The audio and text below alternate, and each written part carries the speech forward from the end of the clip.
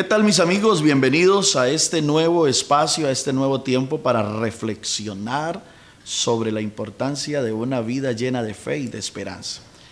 En este tiempo vamos a estar desarrollando una temática que la hemos denominado ¿Cómo nos habla Dios? Dios nos habla. Él quiere tener comunicación con todos nosotros. Pero ¿cómo lo hace? ¿Qué mecanismos utiliza?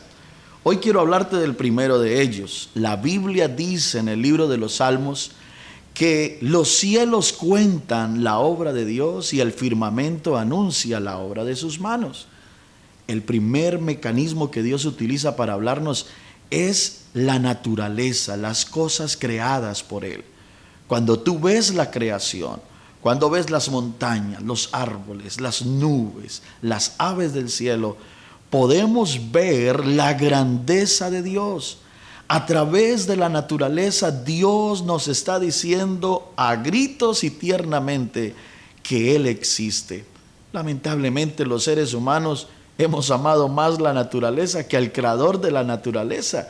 Siempre le digo a mis niños, cuando me dicen, papá, tan hermoso aquel paisaje, siempre les respondo, pero más hermoso el que lo hizo. Porque Dios es el creador de la naturaleza y a través de esa naturaleza nos está diciendo, yo soy Dios, soy poderoso y quiero tener comunión contigo.